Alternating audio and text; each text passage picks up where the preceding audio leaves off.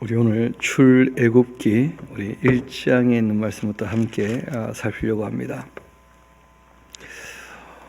우리 어제하고 오늘 만났지만 성경의 역사는 꽤 지났습니다. 이 요셉이 장래하고 그리고 난 다음에 이제 모세가 태어날 때까지는 한 280년이 지난 거예요. 이 요셉 때 애굽에 들어가서 모세 80대 애굽에서 나올 때까지는 430년이 걸리거든요. 그러니까 실상 280년 동안 무슨 일이 있었는가? 딴 일이 아니고 하나님께서 이스라엘 백성들을 여전히 지키고 보호하시면서 온 인류를 향하여 하나님 어떤 분인지 계시하실 수 있는 준비를 다 하고 계시는 것이죠. 성경은 하나님이 성실히 일하고 계시는 모든 일들에 관해서는 굳이 미주알 고주알 다 얘기를 하지 않습니다. 큰 사건들 몇 가지를 짚어가면서 하나님 어떤 분이신지를 우리에게 알리기를 원하시고 하나님께서 무엇을 하셨는지를 우리에게 알려주시고 그리고 또 하나님께서 무엇을 하고 계시는지 또 앞으로 무엇을 하실지 이런 것들을 다 계시하고 있는 성경은 특별히 계시거든요. 그리고 이제 사람들이 하나님 앞에서 어떻게 살아야 할 것인가 거기에 대하여 끊임없이 말씀을 하십니다. 이 사람이 이 일생을 살면서 영생을 준비한다는 것이 무엇인가? 하나님 신뢰하고 그분을 경외하며 사랑하며 그 말씀을 따르는 것이 이 영생을 준비하는 과정이거든요. 우리가 할 수 없는 일들, 이 죄에서 또는 사망에서 벗어나는 일들은 우리 힘으로 안 됩니다. 그는 다 하나님께서 은혜로 베푸시는 것이거든요. 구원은 우리가 뭘 해서 얻어내는 것이 아니고 하나님이 은혜로 베푸시는 것인데 그렇게 하나님께서 은혜로 구원을 베푼 그 사람들이 어떻게 살아야 하는가 이거는 굉장히 중요한 내용이 되는 것이죠. 그래서 우리가 지난 시간 창세기를 다 배웠으니까 우리 다시 한번 간략하게 정리하고 어떻게 출애굽기로 이어지는지 다시 한번 말씀을 드린다면 창세기는 제일 먼저 창조 이야기가 나오죠. 그렇죠? 하나님께서 천지 만물을 창조하셨다는 거예요. 그런데 인간이 미혹을 받았죠. 실제로는 욕심으로 말미암아서 이 죄를 짓게 된 거예요. 그 죄라고 하는 것은 하라는 것을 안 하거나 하지 말라는 것을 하면 죄가 되는데 에덴 동산에서는 명령이 딱 한 가지였죠. 선악과를 먹지 말아라. 그런데 하나님 하지 말라고 하는 것을 하는 순간 죄인이 되면서 하나님과의 인격적 관계가 깨어지게 된 겁니다. 사람의 욕심이 잉태한 즉 죄를 낳게 되었고 이 죄에 대하여 하나님께서 말씀하신 게 있었어요. 이거 과일을 먹으면 선악과를 먹으면 정녕 어떻게 될 거라고요? 죽을 것이다. 하나님과 관계가 깨어지고 만다는 거예요. 그런데도 사람이 자기 스스로가 하나님 되고 싶은 욕심이 있었다는 거예요. 이 뱀이 하와 할머니를 유혹할 때 또 하와 할머니가 따서 그것을 아담에게 주었을 때 이 하와와 아담이 다 그 선악과를 먹었던 이유는 자기들이 하나님처럼 되고 싶은 욕심이 있었다는 거예요. 근데 실제로는 이것이 영적인 세계에서 먼저 있었죠. 천사들의 타락도 거기 있었거든요. 케루빔 중에 한 천사가 아주 빛나는 존재였는데 그런데 이 존재가 자기를 높이 하나님처럼 되고자 할 때 그때 이 존재가 하나님께로부터 버림받으면서 이 천사가 사탄이 되었고 그와 함께한 천사들 전체 중에 무려 3분의 1이나 되었다고 하니까 계시록까지 우리가 보면 그 내용들을 살필 수가 있거든요. 그래서 이 욕심, 가장 근원적인 욕심이 뭐냐면 피조물인데 창조주처럼 되고 싶어하는 욕심. 이게 가장 큰 문제가 되는 것이죠. 그리고 이 욕심이 이제 죄를 가지고 오게 되어지고 그 죄가 하나님과 관계를 끼어지게 만드는 거예요. 인격적인 존재이기 때문에. 그렇지만 하나님께서 이 사람은 미처 모르고 하나님이 어떤 분인지 다 알지도 못하고 사탄이 어떤 존재인지도 모르면서 그 선악과를 먹었기 때문에 그래서 하나님 쪽에서 그 일이 있자 바로 하나님께서 이 계획을 말씀하시죠. 여자의 후손이 이 악을 완전히 끝내게 될 것이고 거기에 대하여 희생을 치르게 될 것을 말씀하시면서 아담을 불러보실 때 아담이 응답을 하니까 아직 관계를 맺어갈 수 있는 거예요. 그래서 실상은 이제 에덴에서 생명나무 열매를 먹고 영생할까 봐 에덴에서 쫓아내시고 땅이 저주받으면서 이 땅이 엉망이 되고 말죠. 그렇게 이제 이 동물 또는 식물 그리고 이 땅 모든 이 하나님의 창조 세계가 죄로 말미암아 망가지게 되었는데 저주 때문에 사람은 그 가운데서도 은혜를 덧입은 것이었죠. 왜냐하면 죽을 때 그냥 죽은 게 아니라 그 아담만 해도 930년을 살고 돌아가시거든요. 930년을 살면서 여자의 후손들이 많이 태어났죠. 사람들이. 근데 그 중에 이제 하나님께서 특별히 말씀하신 한 사람이 또 있는 거예요. 알고 보니까 그 한 사람은 하나님의 독생자이신 분입니다. 하나님의 아들 하나님.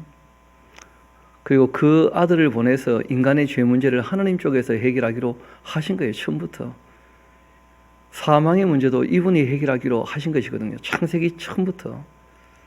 그리고 이제 이 창조 이야기, 타락 이야기 다음에 사람의 죄악에 관영하게 되었을 때 홍수 심판으로 노아 시대의 이야기죠. 그렇죠? 땅도 멸망하면서 그 악을 하나님께서 완전히 한번 제거해 보신 적이 있는 거예요. 그런데 노아의 가족들도 시간이 지나면서 또 그 후손들도 또 타락 일변도로 달려가는 것이죠. 참 하나님께서 홍수 심판 때도 그런 말씀하셨는데 사람들이 늘 어려서부터 생각하는 바가 어떻다는 거예요? 악하다. 그런 말씀하시면서 언어를 다 다르게 해서 그 온 세상에 흩어놓기로 하십니다. 다시는 내가 물로는 심판하지 않겠다 하시고 더 죄악이 계속 관영하게 되어지자 이 바벨탑 사건을 보면 알 수가 있죠. 사람이 한결같이 다 자기가 주인 되고 싶어하는 이 교만함과 또 자기 욕심을 이루고 싶어하는 그 우상 숭배 같은 이 거짓된 종교를 만들어서 자기 욕심을 거기다가 투영하는 그 교만과 욕심으로 살아가는 그 인간들의 모습을 보시면서 하나님이 언어를 다르게 하셔서 온 세상에 흩어놓으신 거예요. 그리고 흩어진 사람 중에 하나님과 인격적으로 교제를 하게 되신 분이 계십니다. 그분이 바로 아브라함이란 분이죠. 원래 이제 아브라함이었던 분을 하나님께서 이름을 바꿔주셨죠. 아브라함으로. 그래서 이제 아브라함과 이삭과 야곱과 요셉과 함께 사시고 동행하시면서 하나님께서 어떤 분인지를 계시도 해주시고 그리고 또 사람이 어떻게 살지를 우리에게 알려주시면서 그 이스라엘 백성들 아브라함의 그 후손들로 말미암아 온 인류를 향하여 하실 일이 있었다는 거예요. 그 이야기가 이어지는 것이 출애굽기로 이어지게 되는 겁니다. 그래서 창세기란 책을 잘 살펴보면 아실 수 있는데 하나님 이외에 거의 모든 것의 기원을 창세기에 다 기록해 놓고 계셔요. 창세기는 기원의 책이라 그렇게 얘기할 수가 있습니다. 모든 것, 그 인간의 그 기원, 그리고 또 우주 만물의 그 기원, 또는 이 죄에 대한 기원, 그리고 하나님께서 죄 문제를 어떻게 해결하실지에 대한 그 기원, 그리고 뭐 문명이나 나라나 실제로 이제 죽음이라고 하는 것도 다 어디서부터 시작되는 겁니까? 창세기에서부터. 그러니까 하나님은 기원이 없죠. 그러니까 하나님이셔요. 스스로 계시는 분이시니까. 하나님이라는 존재 이외의 모든 것은 다 기원을 갖고 있다는 거예요. 없다가 있게 되었고, 그 없다가 있게 되었다면 있다가도 어떻게 될 수 있습니까? 없어질 수 있어요. 하나님만이 영원하신 분이십니다. 시작도 끝도 없는 분이시고, 그 하나님께서 이제 그 아브라함과 맺은 약속대로 그 이스라엘 백성들을 그 애굽에 들어가서 분리하고 그리고 그들을 이제 거기서 이제는 불러내실 때가 되신 거예요. 그래서 이제 출애굽기가 시작이 되는데 출애굽기는 그 주제가 그렇게 뭐 복잡하거나 많지는 않습니다. 창세기가 아까 말씀드렸던 이 8가지 주제가 있다면 창조, 타락, 홍수 심판, 바벨탑 사건, 그리고 이제 아브라함 이야기, 이삭 이야기, 야곱 이야기, 요셉 이야기 이렇게 8가지 주제가 있다고 한다면 출애굽기는 한 6가지에서 7가지 정도 주제가 나옵니다.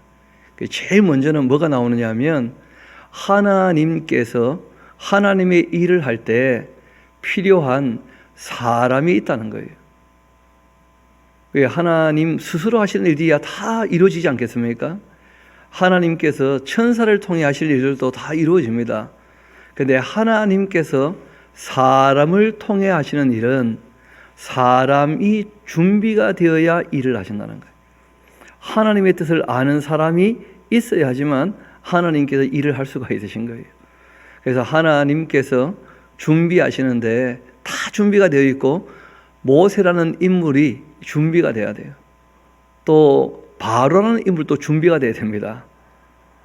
이 악한 놈도 악한 데 쓰임 받기 위한 준비가 필요한 거예요. 그리고 또 이스라엘 백성들도 그 충분히 수가 불어나고 나갈 마음이 생길 만큼의 뭐가 필요한 거예요? 준비가. 그래서 사람이 준비될 때까지 그 시간이 필요했던 거예요. 그래서 이 출애굽기의 제일 처음 이야기는 하나님께서 사람을 준비하시는 과정을 쭉 기록하고 있어요. 그것이 1장부터 6장까지 그 내용이 됩니다. 두 번째는 하나님께서 그들을 이제 애굽에서 불러내실 때 애굽에 있었던 기간이 짧지 않잖아요. 실제로는 그 요셉 때부터 시작해서 이 모세 80세에 나올 때까지가 430년이나 되니까 애굽의 온갖 우상들을 많이 보게 되는 거예요. 어쩔 수 없이 어릴 때부터. 그리고 지금 뭐 세월이 430년이나 그런 것이니까 그래서 하나님께서 진짜 신이 누구인지를 계시를 해주신 거예요. 그걸 우리가 하나님의 자기 계시 사건이다. 사람들이 생각할 때는 뭐 이집트에도 신도 있고 이스라엘에게도 신이 있다 하는 식으로 신은 뭐 같은 신이지 각자 알아서 자기 신 자기가 섬기면 되지 하는 식으로 얘기를 하는데 성경은 그렇게 말씀하시는 게 아니고 각 나라 사람들이 스스로 만든 신이라 할지라도 한 두세 대가 지나면 원래부터 섬기던 신이 되지 않습니까? 그러다 세월이 지나면 사람들이 누가 진짜 신인지를 모르게 된다는 거예요. 그래서 하나님께서 진짜 신은 어떤 신인지 그 자신을 계시하시면서 실제로는 이스라엘 백성을 통하여 온 인류에게 자신을 계시를 하시는 거예요. 하나님께서 그렇게 자신을 다 계시하시고 난 다음에 그 이스라엘 백성들에게 하나님의 일을 맡기시기 위하여 불러내시죠.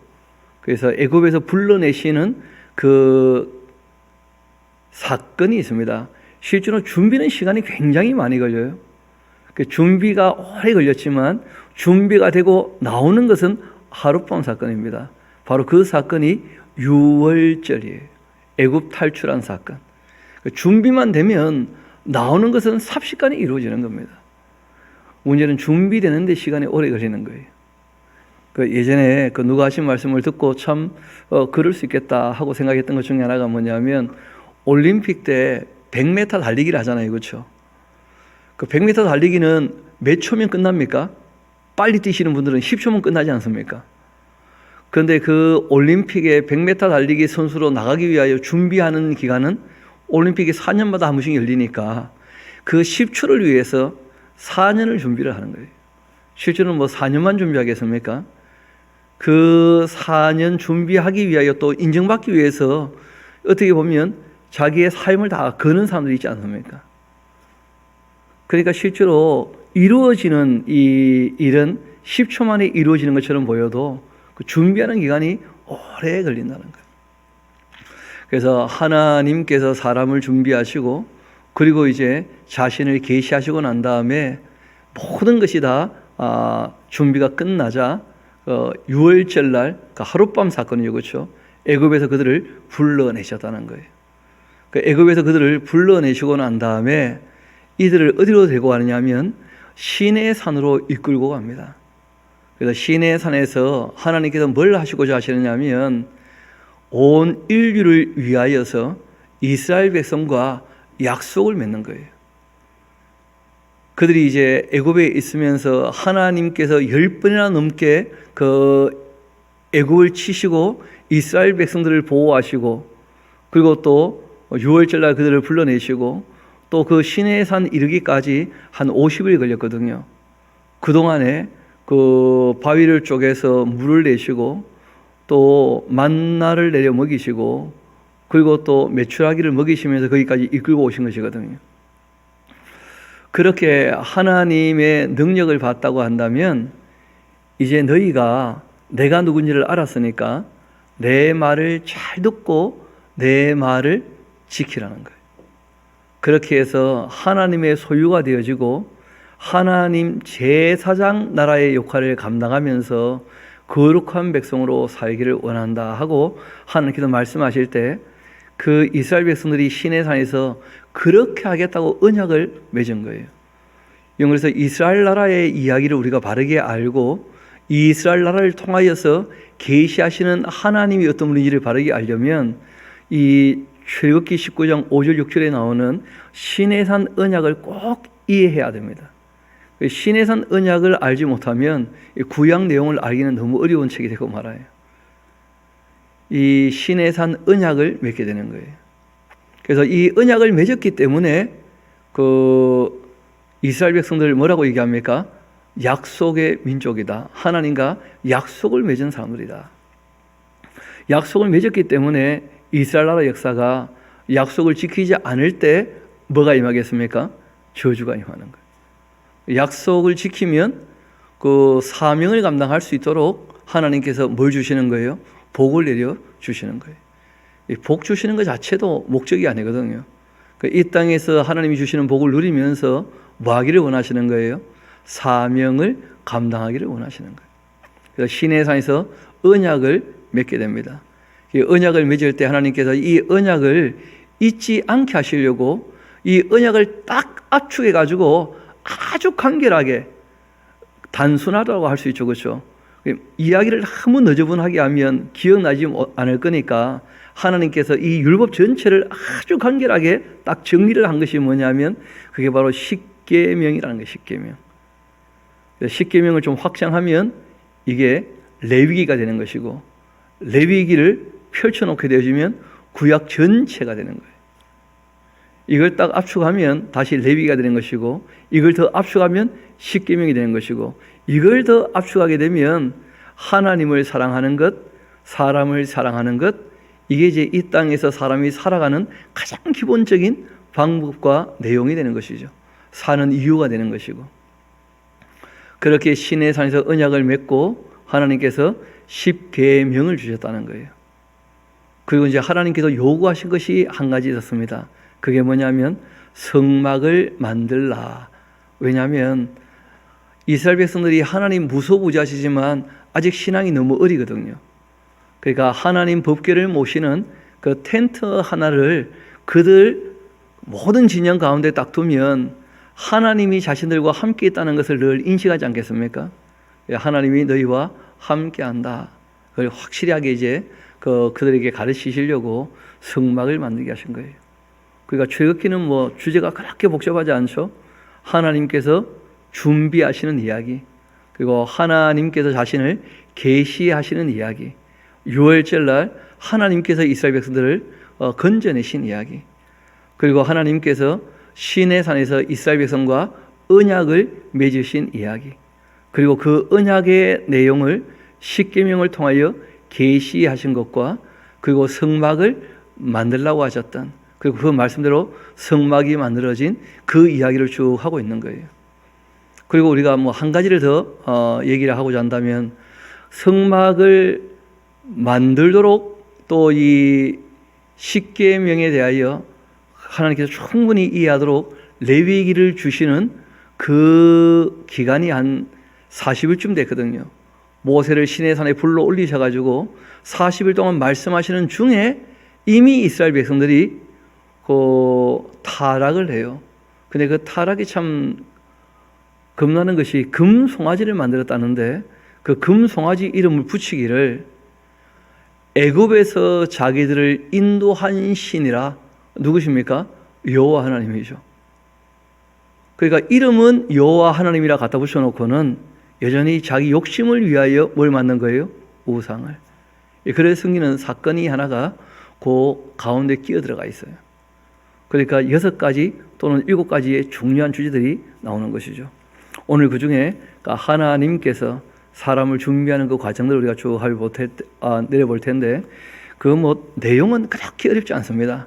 차근차근 이겨 나가면 이렇게 해서 모세라는 인물이 준비가 되었구나, 또 바로라는 인물도 준비가 되었구나, 이스라엘 백성들도 이렇게 준비가 된 것이구나, 그걸 우리가 충분히 알 수 있으니까 한번 봅시다. 야곱과 함께 각각 자기 가족을 데리고 애굽에 이른 이스라엘 아들들의 이름은 이러한데, 루벤, 시몬, 레위, 유다, 이사갈, 스불론, 베냐민, 단, 납달리, 갓과 아셀이요. 야곱의 허리에서 나온 사람이 모두 70명이고 요셉은 애굽에 있었더라. 요셉과 그의 모든 형제와 그 시대 사람은 다 죽었고, 그리고 이스라엘 자손은 생육하고 불어나 번성하고 매우 강하여 온 땅에 가득하게 되었었는데, 요셉을 알지 못하는 세 왕, 그 요셉을 모르니까 하나님도 모르고 은혜도 모르고 실상은 왕조가 바뀌었다는 뜻입니다.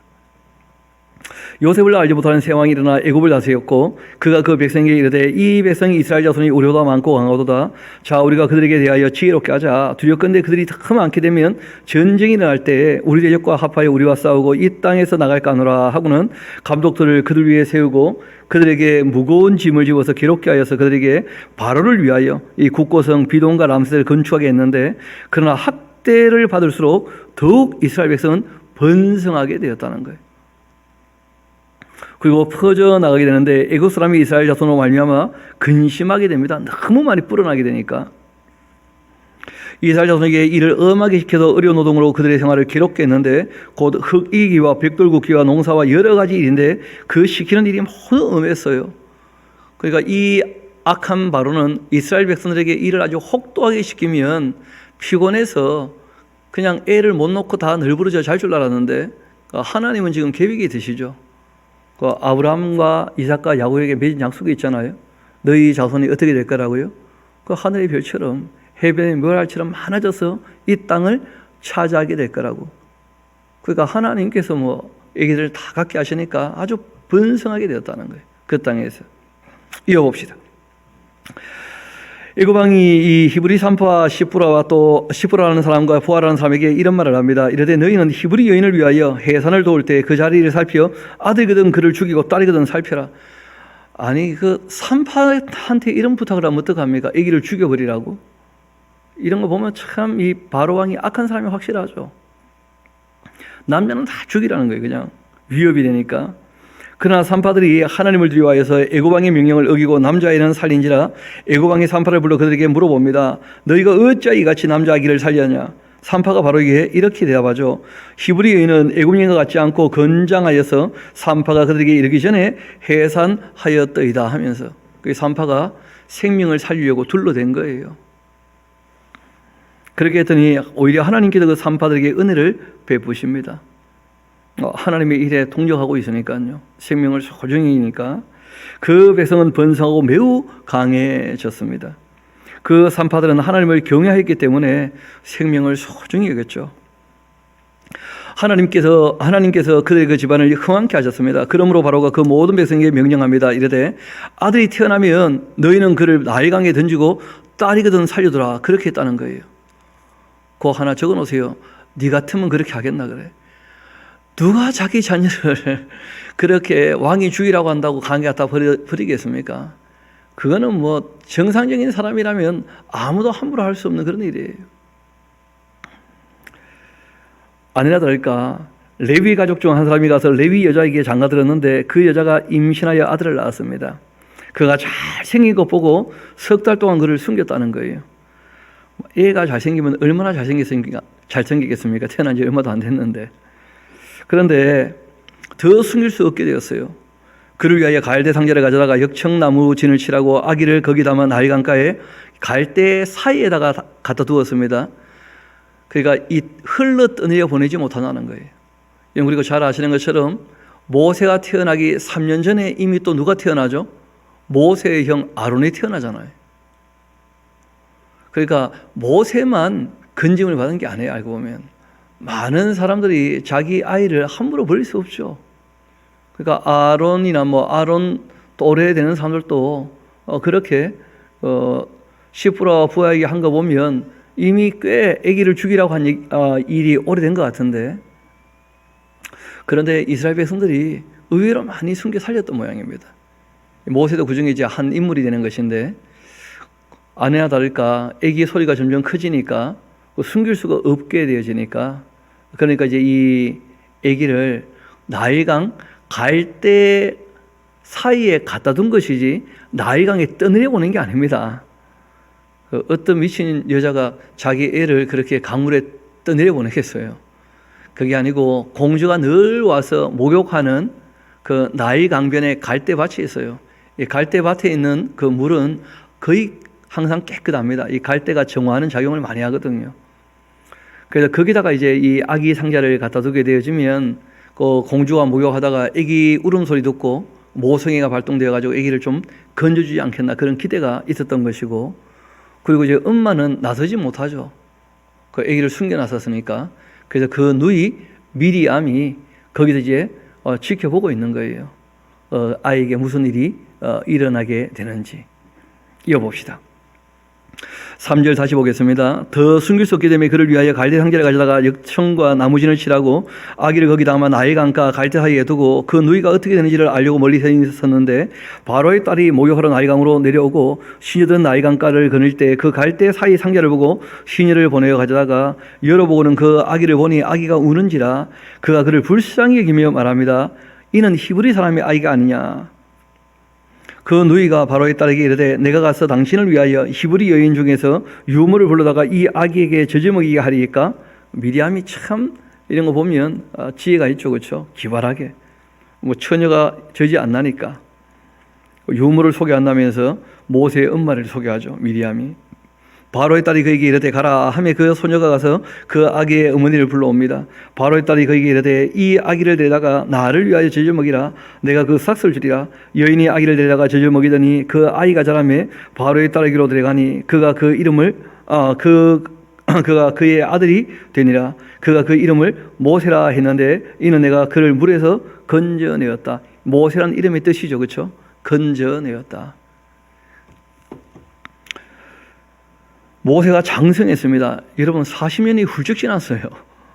그러니까 성경은 뭐 위조할 고조할 이런 얘기를 하고자 하는 것이 아니고 무슨 얘기를 하고자 하는지 의도를 우리가 파악하면서 읽어야 하지만 내용 이해가 되는 거예요.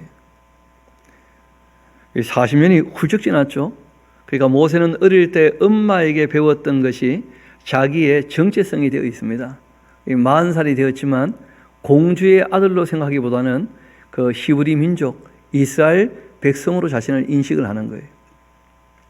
모세가 장성한 후에 한 번은 자기 형제들에게 나아가서 그들이 고되게 노동하는 것을 보더니 어떤 애국 사람이 한 히브리 사람 곧 자기 형제를 치는 것을 본지라. 좌우를 살펴 사람이 없음을 보고 그 애국 사람을 쳐 죽여 모래 속에 감추었다는 거예요.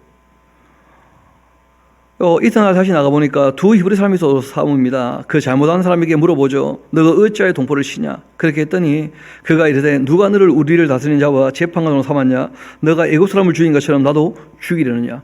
모세가 애굽 사람 죽였던 것이 이미 다 알려졌던 거예요.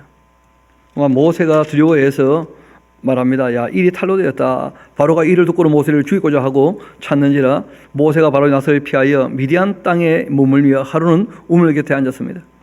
미디안 제사장에게 7딸이 있었는데 그들이 와서 물을 길어 구유에 채우고 또 그들의 그 아버지의 양떼에게 먹이려 하는데 목자들이 와서 그를 쫓는지라. 모세가 일어나 그들을 도와 그 양떼에게 먹였고 그들이 그들의 그 아버지 르우엘에게 이를 때 아버지가 이르되 너희가 오늘은 어찌하여 이같이 속히도록 오냐? 그들이 이르되 한 애굽 사람이 우리를 목자들의 손에서 건져내고 우리를 위하여서 물을 길어 양떼에게 먹였나이다. 아버지가 딸들에게 이르되 그 사람이 어디에 있느냐? 너희가 어찌하여 그 사람을 버려두고 왔느냐? 그를 청하여 음식을 대접하라. 그렇게 했고 모세가 그와 동거하기를 기뻐하며 그가 그 딸 시므라를 모세에게 주었다는 거예요. 왜냐하면 모세는 잘 아시는 것처럼 애굽에서는 그 왕자처럼 지냈거든요. 그가 도망쳐 와도 그 복식 자체가 애굽 사람의 복식이고 그리고 왕가에서 입는 옷을 입고 있지 않았겠습니까? 그러니까 뭐 이 루렐 입장에서 또 시므라 입장에서는 우와 왕자님이다. 그래가지고 결혼을 했던 모양인데 알고 보니까 도망자였죠. 살인자였고. 그렇게 이제 시포라하고 모세가 결혼하게 됩니다. 그리고 그가 아들을 낳았는데 모세가 그 이름을 게르솜이라. 참 가슴 아픈 이름이죠. 뭐라고 이름을 지었냐면 내가 타국에서까지 와서 뭐가 되었다는 거예요? 나그네가 되었다는 거예요. 이 말은 무슨 말이냐면 원래는 그 히브리 민족이고 그 아브라함이 가나안 땅에 머물렀잖아요. 이삭, 야곱까지 다. 그러다가 지금 애굽으로 왔지 않습니까? 그러니까 애굽에서도 나그네인데 나그네 생활하는 애굽에서도 지금 또 도망쳐서 어디로 온 거예요? 미디안으로. 그러니까 참 자기 신세 진짜 처량하다. 그 애 이름을 그렇게 지은 거예요. 내가 타국에서까지도 나그네가 되고 말았다. 자기 나라가 없는 사람이죠. 나라가 잃은 서름이 아니고 나라를 아직 한 번도 가져보지 않았던 사람들이 바로 아브라함의 후손들이죠. 그렇죠? 여러 해 후 애굽왕은 죽었고 이스라엘 자손은 고된 노동으로 말미암아 탄식하며 부르짖으니 그 고된 노동으로 말미암아 부르짖는 소리가 하나님께 상달되었습니다. 이 땅에는 이제 준비가 다 되어 간다는 것이죠. 하나님께서 뜻하신 바를 이제 이루실 때가 된 거예요. 하나님이 그들의 고통 소리를 들으시고 하나님이 아브라함과 이삭과 야곱에게 세운 그 언약을 기억하사, 그렇게 나오죠. 그렇죠? 하나님이 이 이스라엘을 돌보셨고 하나님이 그들을 기억하셨더라. 그러니까 하나님께서 생각하신 대로 준비가 다 되자 이제 하나님께서 일을 하십니다. 이어봅시다. 모세가, 여러분 세월 진짜 빠르죠. 또 40년 지났어요. 모세가 80살이 된 겁니다. 벌써. 그 장인 미디안 제사장 이도로의 양떼를 치고 있었는데 그 떼를 광야 서쪽으로 인도하여 하나님의 산 호렙에 이르게 됩니다. 그리고 여호와의 그 사자가 떨기나무 가운데로부터 나오는 불꽃 안에서 그에게 나타나시는데 그가 보니 떨기나무에 불이 붙었으나 그 떨기나무가 사라지지 않습니다. 이에 모세가 말하죠. 내가 돌이켜 가서 이 큰 광경을 보겠다.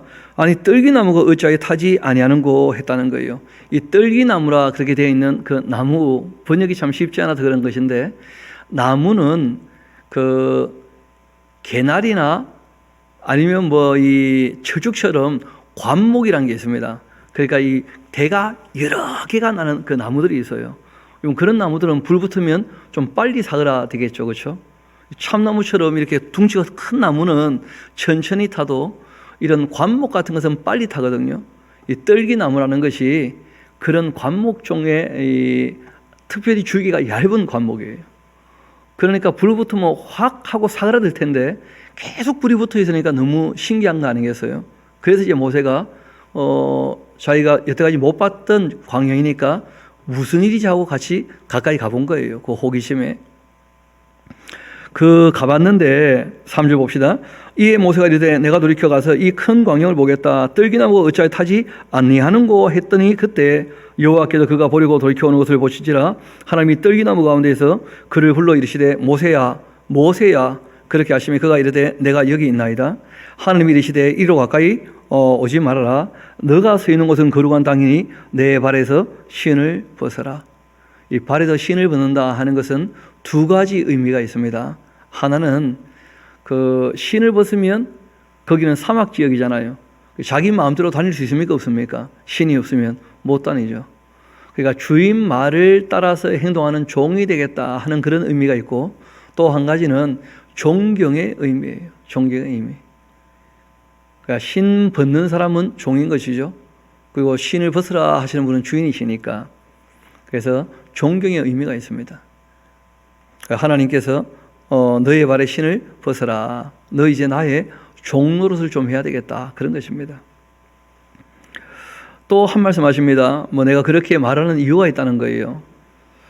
나는 내 조상의 그 하나님인데 아브라함의 하나님이고 이삭의 하나님이고 야곱의 하나님이라. 그렇게 말씀하셨더니 그 모세는 엄마에게 늘 들어왔던 얘기죠. 그렇죠? 아브라함의 하나님에 대한, 이삭의 하나님에 대한, 야곱의 하나님에 대한. 바꿔 말하면 이 모세는 창세기 이야기를 어릴 때부터 엄마에게 들으면서 자랐어요. 그러니까 이렇게 말씀하실 때 다 알아듣는 거예요. 모세가 하나님 뵙기를 두려워하여 얼굴을 가립니다. 여호와께서 말씀하시죠. 내가 애굽에 있는 내 백성의 그 고통을 분명히 보았고 그들이 그 감독자로 말미암아 부르짖음을 듣고 그 근심을 알고 있다. 내가 내려가서 그들을 애굽인의 손에 건져내고 그들을 그 땅에서 인도하여 아름답고 광대한 땅, 젖과 꿀이 흐르는 땅, 곧 가나안 족속, 헷 족속, 아모리 족속, 브리 족속, 히비 족속, 여부스 족속의 지방에 데려가려 하노라. 이런 말씀하실 때 다 알아듣는 거예요. 아브라함과 맺었던 약속을 이스라엘 백성은 다 어릴 때부터 전해 듣고 있거든요. 이제 가라. 이스라엘 자손의 부르짖음이 내게 달하고 애굽 사람이 그들을 괴롭히는 학대도 내가 보았다.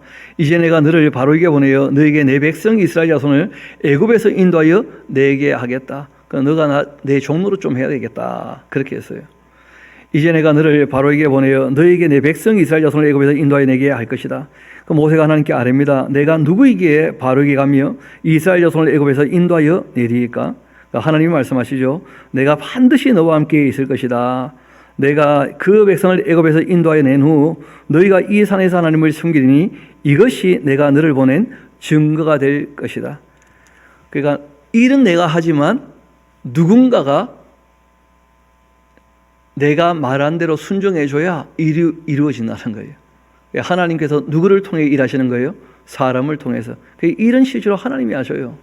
근데 준비된 사람이 필요하다는 거예요. 그러니까 어떤 사람이 준비되어야 되느냐? 앞을 향해 봅시다. 사람을 크게 네 가지로 나눌 수가 있어요. 이 출애굽기를 보면 실력이 있는 사람들은 대부분 다 교만합니다. 그래서 이 하나님께서 못 쓰시는 거예요. 그런 사람들이 세상을 어지럽게 하는 것이죠. 그런데 이제 이 모세 같은 인물을 보면 40년 동안은 이 바로의 궁에서 대단한 실력을 갖춘 거예요. 또 광야에서 40년 동안 양을 치면서 그 광야 생활에 대하여 대단한 실력을 갖추게 된 것이죠.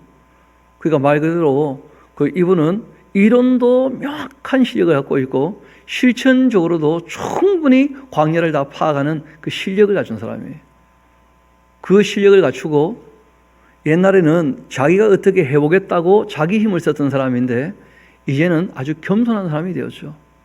그러니까 하나님이 정말 원하시는 분은 어떤 분이냐면 실력이 있는데 겸손한 사람을 원하시는 거예요. 그래야지 하나님의 일을 할 수 있다는 거예요. 그 실력이 있는데 자기 멋대로 해버리면 자기 실력으로 자기 욕심을 채워버리니까 하나님 일이 안 되는 것이거든요. 그래서 실력이 있고 겸손한 사람이 중요해요. 그러니까 누구든지 실력을 길러야 됩니다.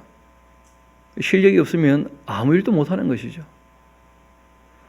그리고 이제 반대로 실력은 없는데 교만한 사람이 있어요. 그런 사람은 아무짝에도 쓸모없는 사람입니다. 실력은 없는데 겸손하다. 그런 사람은 자기 신앙 정도는 유지하겠지만 무슨 일을 하거나 남들에게 유익을 끼치지 못하겠죠. 실력이 없으니까. 우리가 실력을 갖추는 것 참 중요하고 겸손한 자세를 갖는 것 굉장히 중요합니다. 그런 인물이 이제 준비가 되자 하나님께서 일을 하시는 거예요. 그래서 모세라는 인물이 그렇게 80년 동안 40년 동안은 실력을 갖추고 그리고 또 40년 동안은 겸손하게 되는 그 과정을 통하여 충분히 준비가 되자 하나님께서 드디어 이제 이 모세를 통해서 일을 하시고자 하십니다. 지금 이 시내산에서 너와 얘기를 하고 있으니까 너가 다시 이스라엘 백성과 여기 오게 된다면 그러면 내가 그 아브라함과 이삭과 야곱의 하나님이라고 했던 것이 확실한 사실인 것을 확인하게 될 거다. 그래서 내가 미리 말해두는 것이다. 그것을. 그러면 이제 옛날에 있었던 역사를 가지고 하나님께서 확실한 이 증거를 삼으셨지 않습니까? 그럼 이제 앞으로 해야 될 일도 누구를 따라가면서 할 수 있습니까? 하나님의 뜻을 따라서. 왜냐하면 하나님의 뜻을 따를 때 하나님이 누군지를 모르면 따를 수 없잖아요. 그래서 이 믿음이라고 하는 것은 억지를 부리는 것이 아닙니다. 믿음이라고 할 때에는 그 과거의 역사를 통해서 확실히 믿을 만한 근거를 보여주신다는 거예요. 믿음은 바라는 것도 다 실제라고 믿어지게 되는 것인데 왜냐하면 보지 못했지만 역사라고 하는 확실한 뭐가 있다는 거예요? 증거가 있기 때문에. 그게 믿음이라고 하는 것의 이 명제거든요. 믿음은 바라는 것들의 실상이고 보지 못한 것들에 대한 뭐라는 거예요? 증거다. 그 말은 역사라고 하는 보지 못했지만 확실한 증거가 있기 때문에 하나님께서 앞으로 이렇게 하겠다 했던 것도 다 실제로 있어질 것으로 확실히 믿고 따를 수 있다는 거예요. 그래서 이 히브리서 11장 그 뒤를 쭉 보면 12장까지 믿음의 많은 증인들이 있고 신앙의 조상들이죠. 그렇죠? 그리고 온전케 하시는 분이신 누구를 바라보자는 거예요? 예수님을. 그렇게 얘기를 하는 것이죠. 그래서 이 바울은 또 조금 달리 표현하죠. 믿는 것과 또 뭐라고 얘기합니까? 아는 것이 하나가 되게 하라. 그러니까 모르고 믿으면 그런 믿음을 미신이라 해요. 미신. 그런데 실제로 미신은 속는 것이죠. 또 아는데 안 믿어지면 그거는 불신이 되고 마는 겁니다. 그래서 신앙은 믿는 것과 아는 것이 하나가 돼야 돼요. 근데 뭘 알 수가 있느냐? 미래의 일은 어차피 미래에 가봐야 알 수 있어요. 그렇죠? 그래서 미래의 일까지 우리가 다 하나님 말씀하신 대로 믿으려고 한다면 과거의 역사는 우리가 다 알 수 있다는 거예요. 그래서 우리가 성경을 배우는 거예요. 성경의 이 역사를. 그래야지 하나님 어떤 분인지를 확실히 알게 되고 앞으로 하실 일도 다 믿게 되고 하나님께서 하라고 하신 대로 살아야 되는 당위가 다 거기서 나오는 것이거든요. 참된 믿음을 가져야 되는 거죠. 그래서 아는 것과 믿는 것이 하나가 되도록, 믿는 것과 아는 것이 하나가 되도록. 그래서 하나님께서 이 모세에게도 확실하게 믿을 수 있도록 말씀을 하시는 거예요.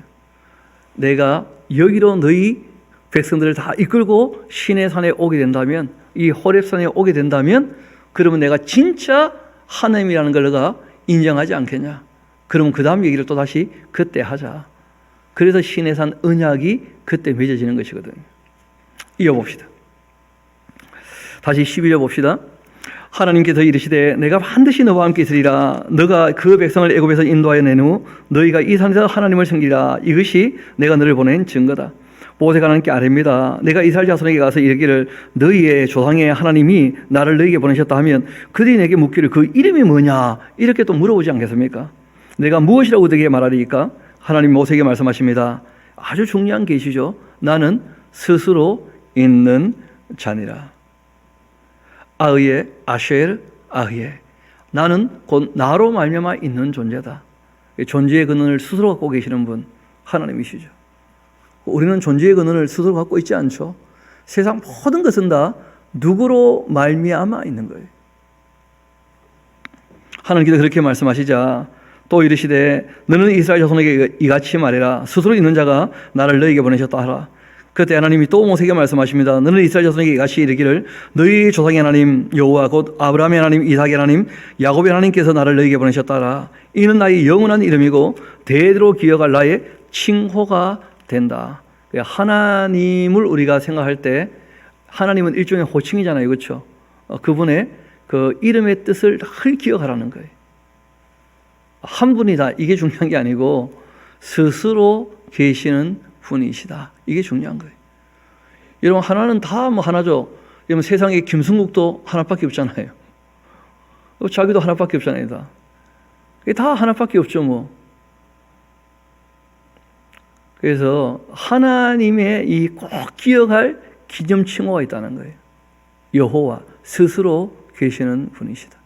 그러니까 스스로 있는 존재가 아니면 그 신일 수 없다는 거예요. 너는 가서 이스라엘 장로들을 모으고 그들에게 이르기를 여호와 너희 조상의 하나님 곧 아브라함과 이삭과 야곱의 하나님이 너에게 나타나 이르시되 내가 너희를 돌보아서 너희가 애굽에서 당한 일을 확실히 보아노라. 내가 말하였거니와 내가 너희를 애굽의 그 고난 중에서 인도하여 내어 적과 꿀이 흐르는 땅 곧 가나안 족속과 헷 족속과 아모리 족속과 브리 족속과 히위 족속과 여부스 족속의 땅으로 올라가게 하리라. 그렇게 하셨다. 그렇게 하면 그들이 너희 말을 들어줄 거다. 왜 이런 말씀을 하시느냐 하면 그 요셉 때 애굽에 들어오게 되지만 요셉이 죽을 때 부탁을 하죠. 내 해골을 메고 여기서 나와야 될 것이라고. 그러니까 이스라엘 백성들은 늘 부모를 통하여서 이 430년 동안 끊임없이 배웠던 게 있어요.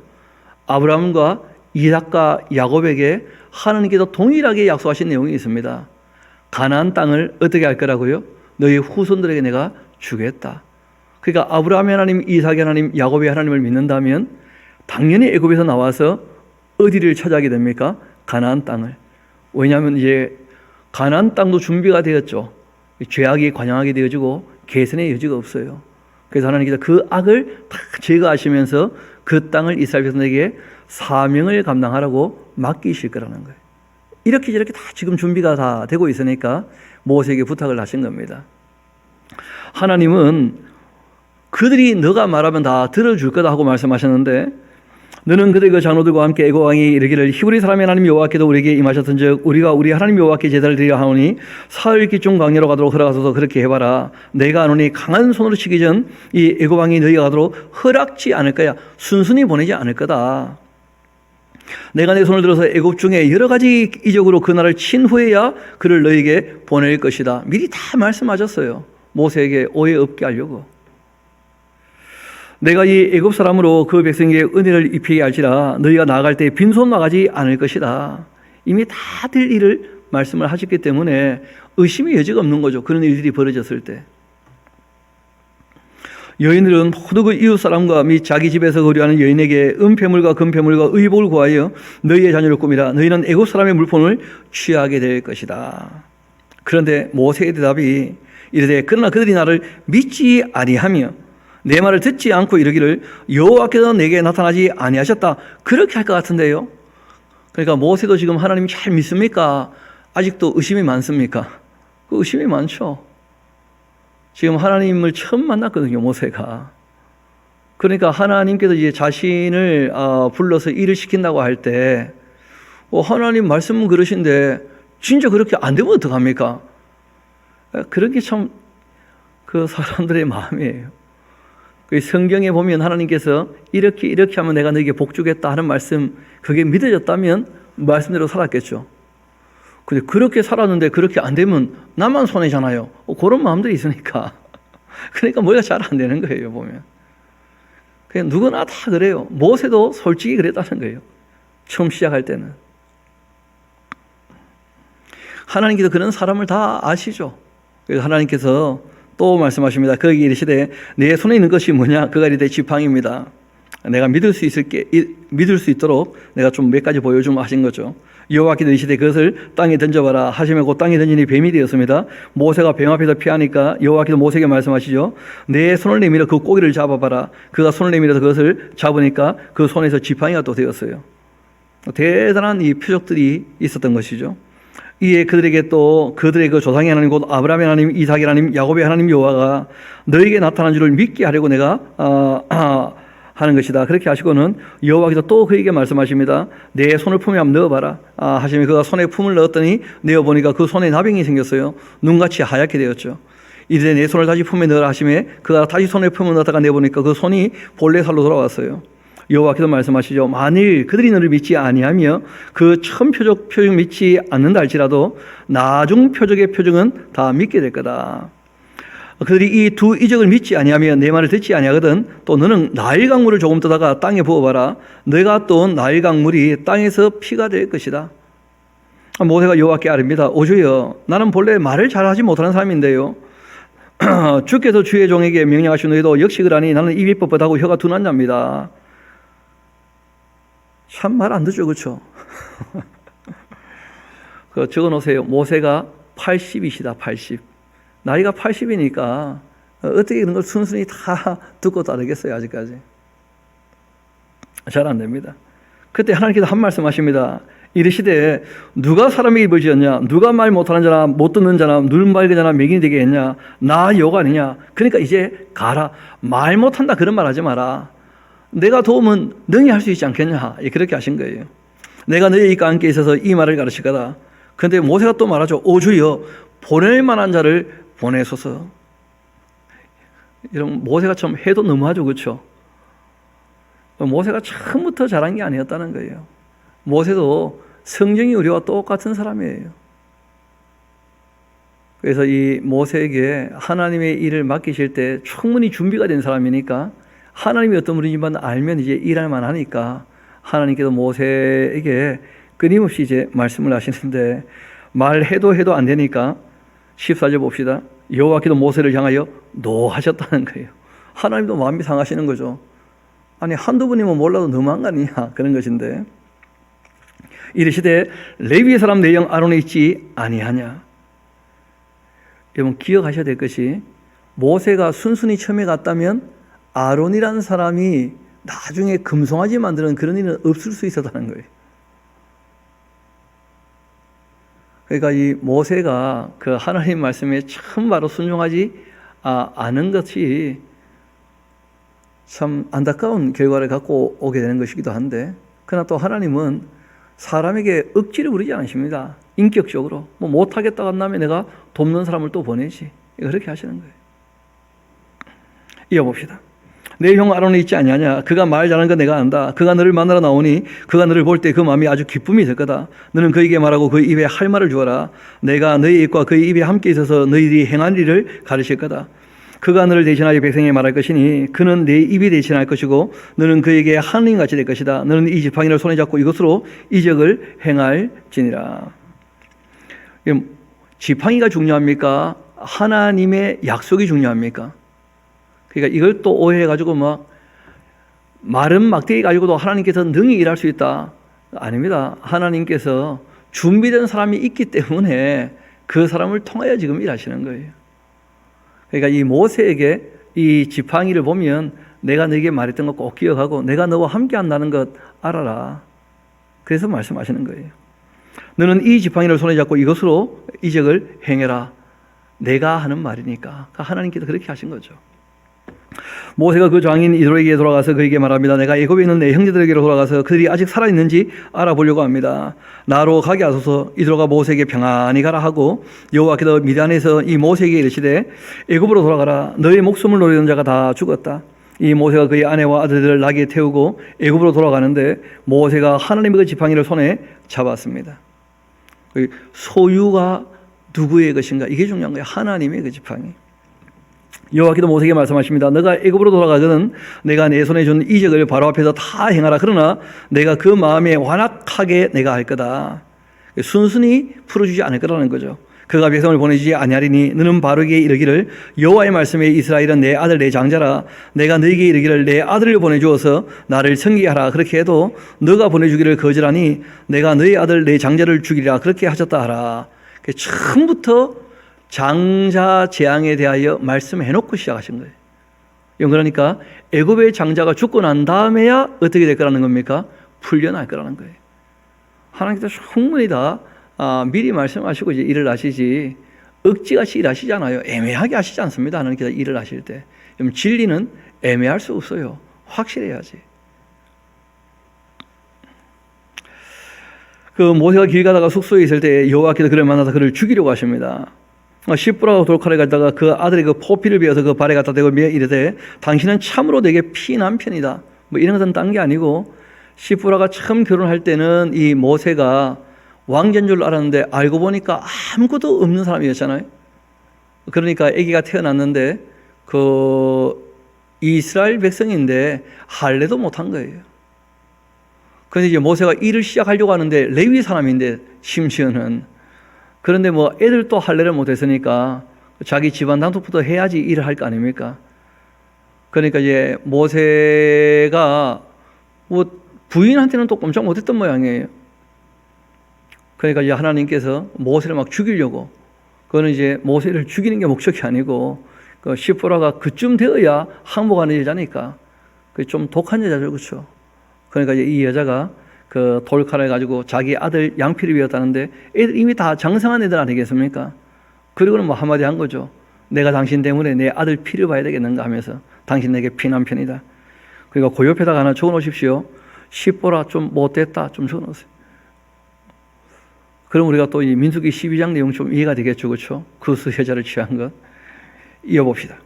여호와께서 그를 놓아주셨고 그때 시보라가 피난편을 함은 그 할례 때문이었다는 거예요. 할례하면 당연히 피를 흘리니까요.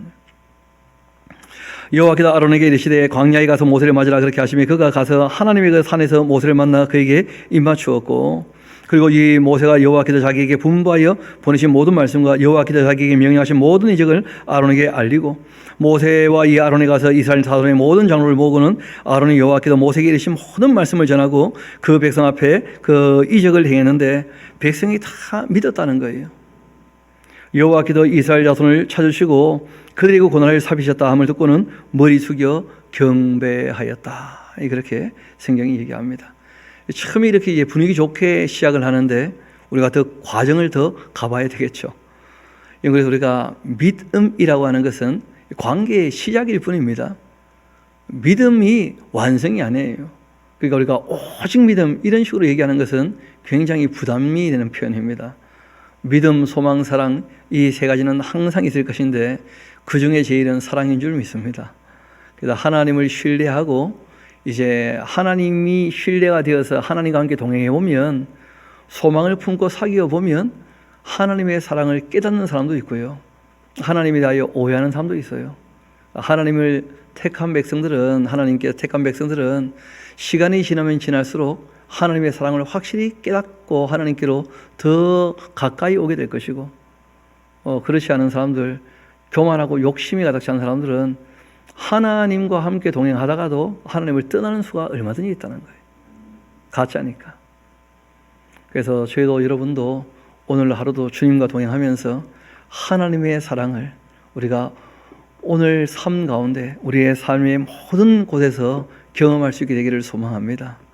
그리고 무엇보다 이스라엘 백성들에게 하나님께서 이렇게 하시는 이유는 이스라엘 백성을 통하여 온 인류에게 하나님을 알리시기 때문이다. 우리가 꼭 기억하시고 이 이스라엘 백성들에게 있었던 이 역사적 사건이 지금 우리와 무슨 상관이 있는가 그런 식으로 오해하지 마시고 이 일을 통하여 우리도 지금 하나님을 더 알아가는 것이니까 그렇게 오늘 또 하나님을 조금 더 알아가고 하나님과 함께 사귀어 살고 하나님의 뜻대로 우리가 이웃들 사랑하는 복된 하루 되시기를 소망합니다. 우리 함께 기도하도록 하시겠습니다.